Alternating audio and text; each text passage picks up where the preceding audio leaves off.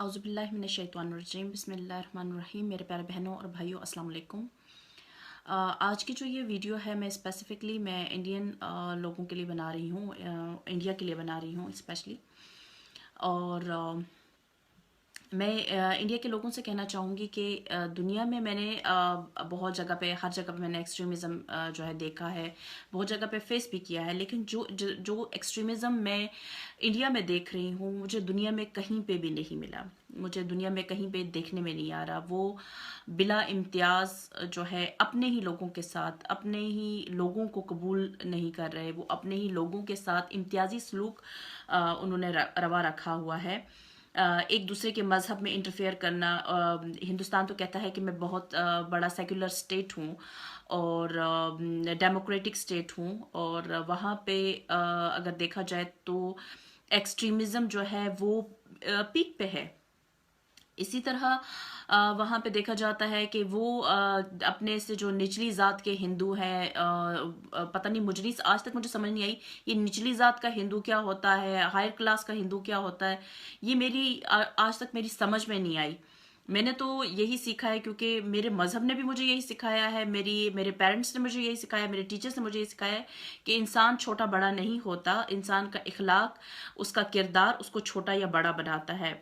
मुझे समझ नहीं आता कि आप लोग कलर की बेस पे किसी को छोटा या बड़ा कंसिडर करते हैं। ये कौन सी, ये कहाँ से? क्योंकि मैंने बहुत बचपन में मैंने पढ़ा था कि हमारे नबी पाक सल्लल्लाहु अलैहि वसल्लम ने फरमाया था कि किसी अरबी को अजमी पर और किसी अजमी को अरबी पर फोकियत हासिल नहीं है। दुनिया में मैंने अरब ममालिक में भी देखा है एक्सट्रीमिज्म। मैंने हर जगह पे मैंने देखा है। मैं अगर यहाँ पे, मैं जर्मनी में हूँ, यहाँ पे भी मैं देखती हूँ। लेकिन मैंने इतना इतना जो एक्सट्रीम लेवल का एक्सट्रीमिज्म है जो कि मैं हिंदुस्तान में देखती हूँ, मैंने कहीं दुनिया की किसी मुल्क में नहीं देखा। और उसकी क्या वजह है वो तो हिंदुस्तान के लोग ही बेहतर जानते हैं। लेकिन जो वजह मुझे समझ में आती है, वो मुझे समझ में आती है उनकी लीडरशिप।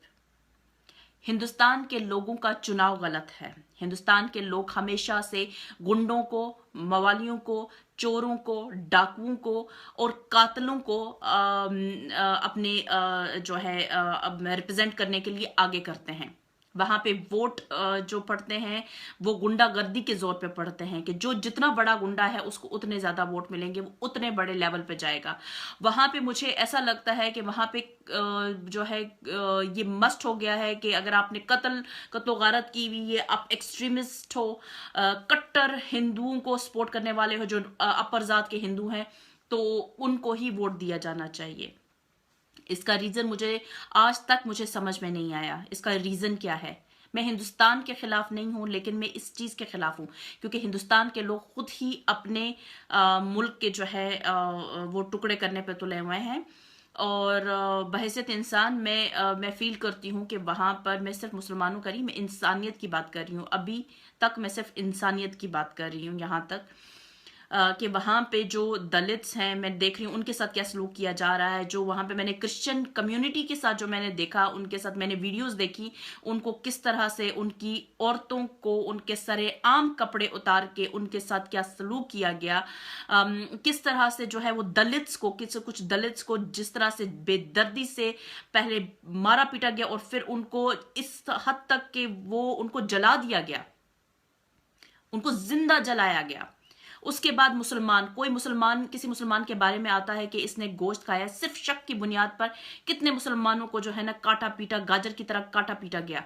मुझे समझ नहीं आती वहां पे वोटिंग का क्या उनका स्टैंडर्ड है। वहां पे लोग किस बेस पे, मुझे तो, मैं ये दलित्स पे, मुसलमानों पे, मैं सिखों पे, क्योंकि सिखों के साथ भी पास्ट में अच्छा खासा जुल्म हो चुका है, मुझे समझ नहीं आती वहां पे वोट किस बेस पे दिए जाते हैं कि जो जितना बड़ा कातिल है उसको उतने ज्यादा वोट दो। गुजरात का के रोड्स आप लोग भूल गए। आप लोग भूल गए जो बाबरी मस्जिद का किस्सा, फिर भी मुसलमानों ने भी वोट दिए, दलित से भी वोट दिए, और सब कुछ चले। वोटिंग आपका, वो हर इंसान का अपना राइट है, दे दिया दे दिया। लेकिन जो इंडिया की लीडरशिप है, मैं हैरान हूं। लीडर वो होता है जो पूरी की पूरी स्टेट को, पूरे मुल्क को जो है साथ लेके चलता है। लेकिन ये हिंदुस्तान, मैंने दुनिया का वाहिद मुल्क देखा है जो कि अपने ही लोगों के, यानी अपने ही मुल्क के लोगों के खिलाफ नफरत पैदा करके, उस नफरत की बेस पे वोट लेता है कि मैं यहां से मुसलमानों को भी निकाल दूंगा, मैं यहां से जो है जो निचली जात के हिंदू हैं उनको भी निकाल दूंगा, मैं यहां से जो है सिखों का भी खात्मा कर दूंगा, और मैं आप लोगों को एक पीसफुल हिंदू स्टेट बना के दूंगा। और उस बेस पे जो है वो अपने ही वतन के लोगों को मारते पीटते काटते हैं। वहां पे हिंदुस्तान, मैंने दुनिया में मैंने कहीं पे भी नहीं देखा कि वहां पे गाय का गोश्त खाने पे काटा काटा जाता है लोगों को।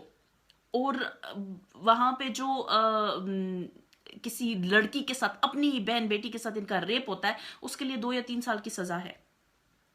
ये कितनी शर्म की बात है हिंदुस्तान के लिए कि इतना बड़ा डेमोक्रेटिक 1.2 बिलियन पॉपुलेशन, और वहां पे रेप की सजा सिर्फ और सिर्फ 3 साल। और जो अगर कोई गोश्त खा ले उसके लिए सजा जो है, उसके लिए फांसी की सजा उन्होंने, जो अभी यूपी गवर्नमेंट के जो नए चीफ मिनिस्टर हैं उन्होंने जो है, और पता नहीं कौन से उनके जो भी प्यादे हैं, तो उन्होंने वहां पे वो कर दिया है कि जो गोश्त खाएगा तो वहां पे उसको फांसी की सजा दी जाएगी। क्यों? ये क्या आपके रिलीजन में लिखा हुआ है? आपके रिलीजन में कहां लिखा हुआ है कि आप किसी जो है किसी को गोश्त खाने के ऊपर किसी इंसान से उसके जीने का हक ही छीन लें? अब कश्मीर की बात देख लें, कश्मीरियों ने आप हिंदुस्तान के हक में इस दफा वोट भी नहीं डाले। मेरे ख्याल से 1% वोट भी नहीं पड़ा। वो तो 5% तो बोल रहे हैं, तो वो तो मुझे लगता है कि 1% वोट भी नहीं पड़ा। और आप लोग जो है एक्सट्रीम कहते हो कि कश्मीरी, क्या कश्मीरी? मुझे तो